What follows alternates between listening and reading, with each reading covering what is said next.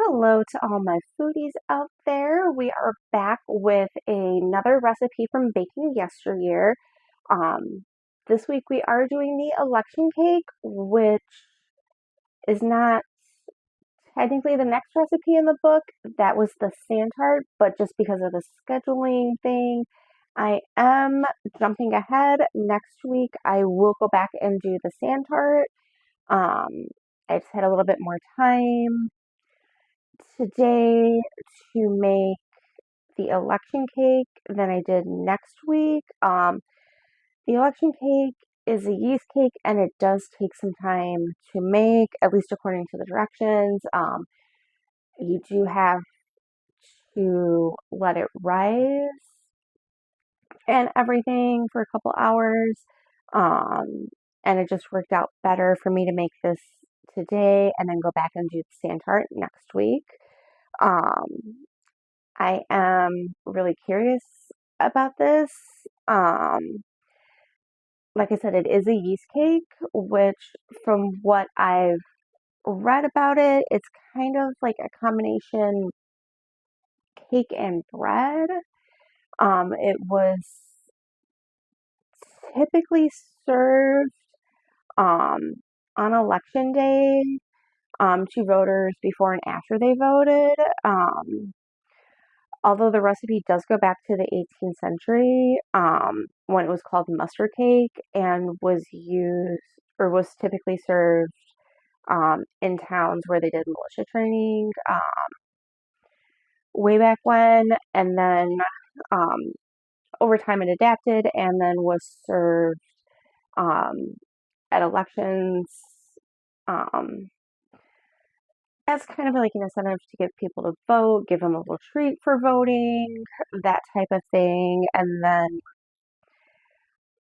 after a while just kind of quit being made, but the recipes are still out there and we are going to make this today. So let's check out what we need for the election cake. All right, so we've got yeast, water, and flour, and that'll be used um, to make the sponge for the cake.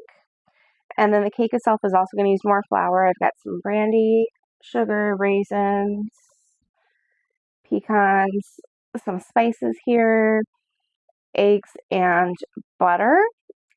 So let's get started with the first step with this, which is the sponge for the cake. Okay, so I have my water in the bowl and we're going to sprinkle in the yeast.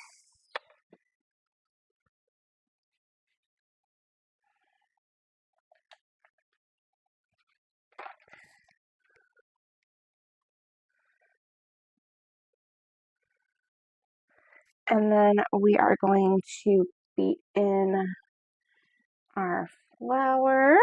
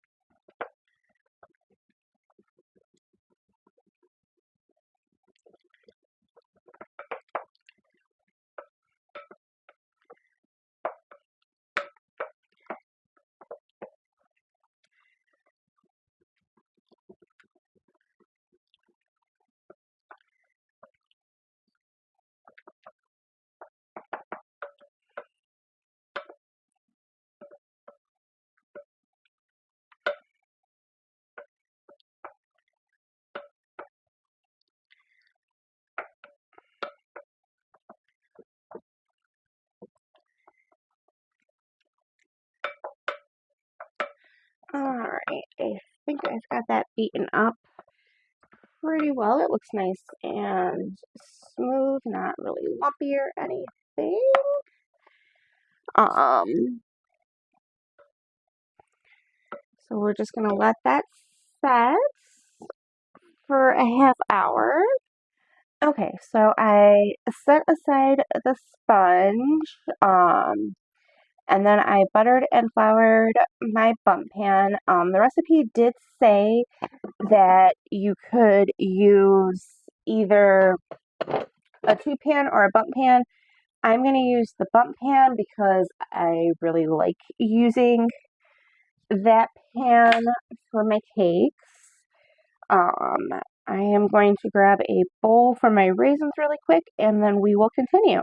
Our raisins in the bowl and then we are going to soak them with the brandy and set that aside.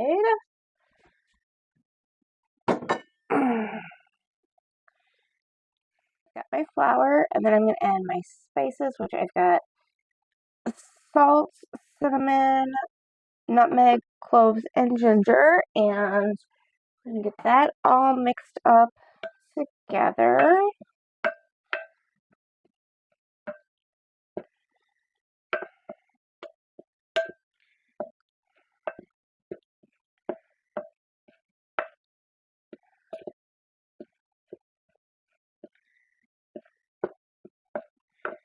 Alright,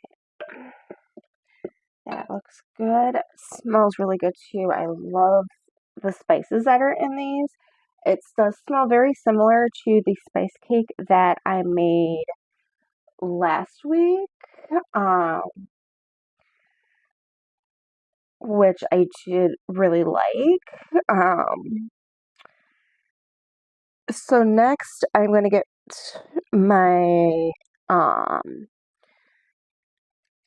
butter and sugar creamed and we will be back. Okay, so in here I have my butter, sugar, and eggs all mixed together. I'm gonna let that sponge sit a little bit longer. It hasn't quite been a half hour yet, and I do want to give it the full time.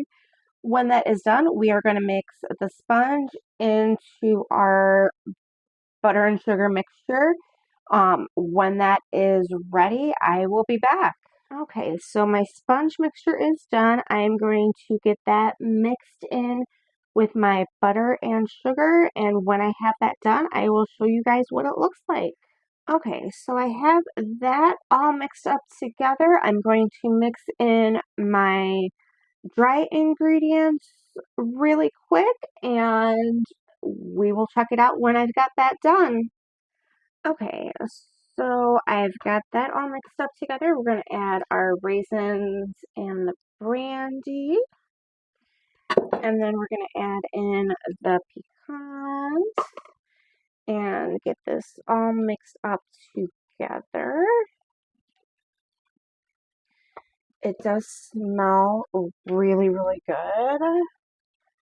Um, I definitely feel like the batter is a mix between regular cake batter and bread dough because it's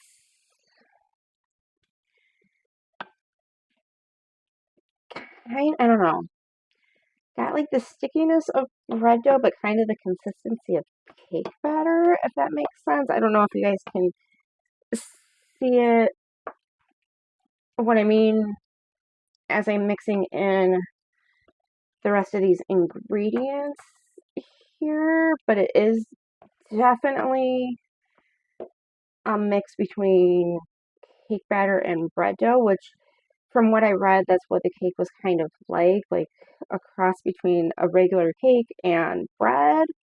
Um, I am going to put this in my pan really quick and I will be back. Okay, so I have my batter in my cake pan. We are going to let this rise. Um, the recipe said to let it rise 2 to 3 hours or until it was about an inch below the top of the pan. So we are going to do that after I have let it raise. I will be back. We'll pop this in the oven and After it's out of the oven, I will make the glaze and we will see how this is. It smells amazing. It looked really good. It was really easy to mix up. So hopefully this turns out as good as it smells so far. I will be back in a couple hours after this is risen. All right, so here is my cake. I still got a little bit to go for my oven to let it preheat, but I did want to take this out and show you guys. So when my oven is done, I can just pop it in there.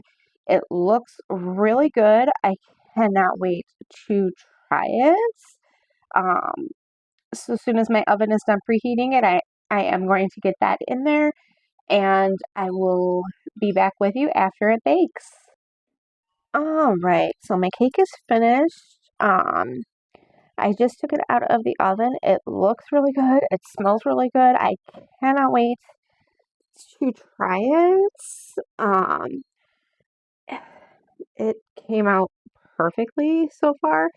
We'll see how it is after I take it out of the pan here. I do want to let it cool a bit before I take it out of the pan because I did just take it out of the oven and it's still really, really hot. But so far it looks amazing. Um, there is a glaze that goes on this cake as well. I will make that in a little bit after I have the cake cooled a little bit and everything. But so far it's looking really, really great. And I will show you the cake after I have taken it out of the pan. Okay, so I did take my cake out of the pan. I do have some like extra flour here on it that stuck from when I had floured the bundt pan, but it'll be fine. I'm not too concerned about it. The glaze will cover it, and it's not that big of a deal. But despite the extra flour on it, look how nice this cake turned out. It came out of the pan perfectly. It didn't crumble, didn't break, didn't crack, anything like that. It is just perfect. The only thing that's not perfect about it is the extra flour that kind of stuck, but I can deal with that. It looks really, really good. It smells really good. It still is warm, so I am going to continue to let this cool a bit before I make my glaze. I will show you guys the glaze as I'm making it. I'm going to finish cleaning up my kitchen here, working on the dishes from the cake and everything. When I have everything cleaned up, I will make the glaze and I will be back. Okay, so I am getting started on the glaze now. I've got some butter and some milk in here, and we're going to melt the butter into this. The glaze also uses powdered sugar and vanilla.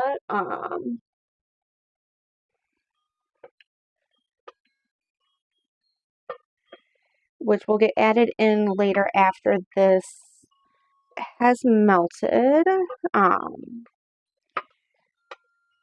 I am going to get this mixed up and I will be back. Okay, so my butter is melted. Going to add my powdered sugar and get this all whisked up together here.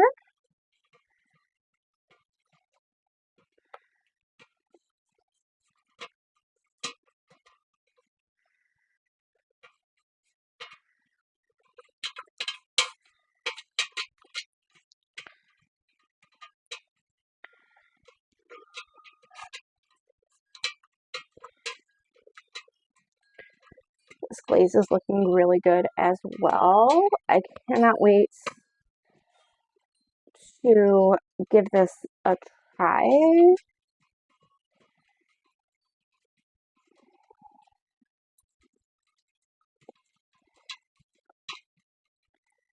Alright, that Let this go just a little bit longer so it thickens up just a little bit more, but it's looking really, really good.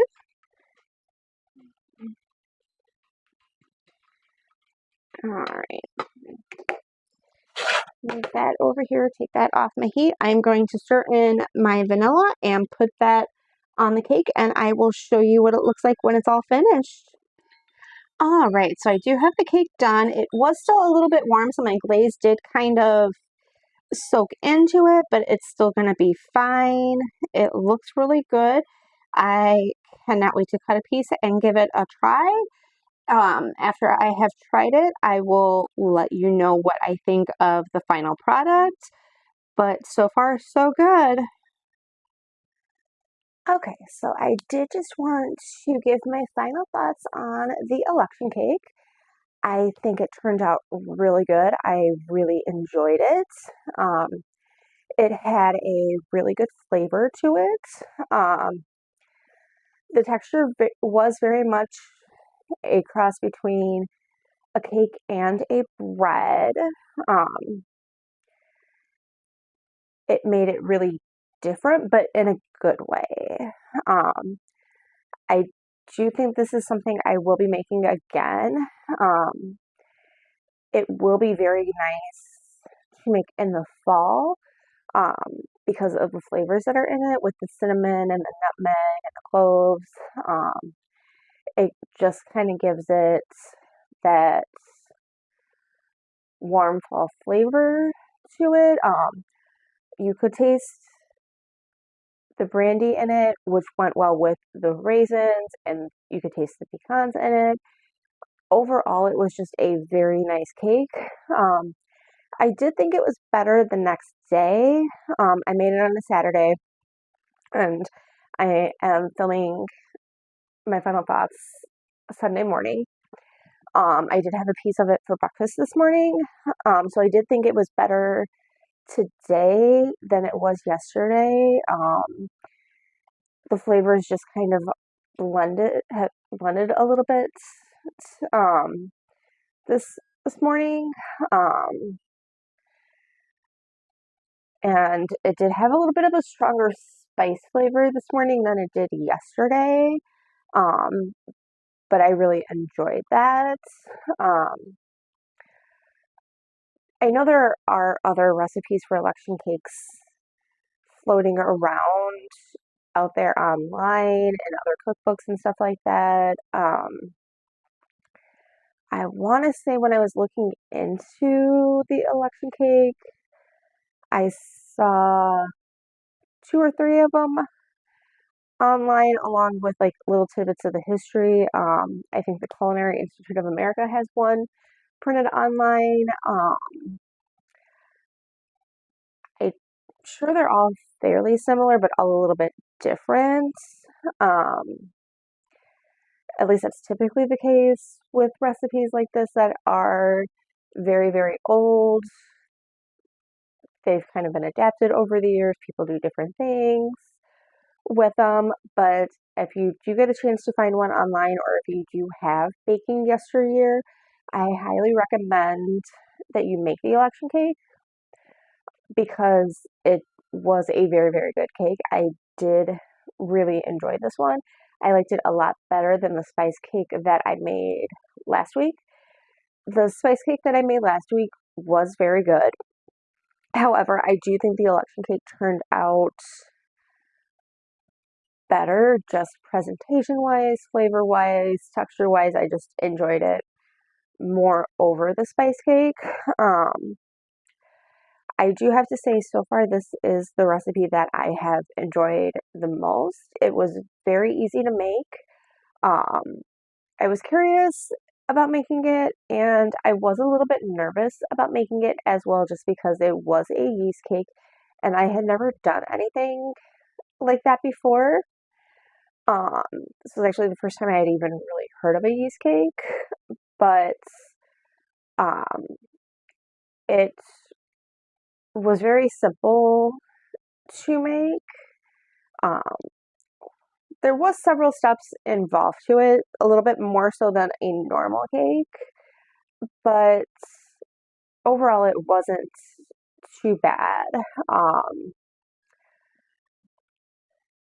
I was able to mix up everything for the cake batter while my sponge for the cake was rising, um, and then kind of get everything cleaned up in the kitchen while the cake was rising, um, and able to kind of take care of some other things while the cake was rising. I did not let my cake rise as long as it said in the book, but I did also use a quick yeast in it. The recipe just specified yeast, so I don't know if he used regular yeast in it instead of the quick yeast, which could factor in to the rising time, but um, I'm okay with that. Um, Having it ready to bake a little bit sooner is perfectly fine with me. Um, just because it does cut down on the time it does take to make this cake. Um, it is definitely worth taking the extra time for because of how it turned out. Um, so yeah, there's my thoughts on the election cake. I will be back next week going back to the Santorit recipe, which is similar to a pound cake from what I've read. And I am also looking very forward to trying that. So until then, good times, good food. Bye.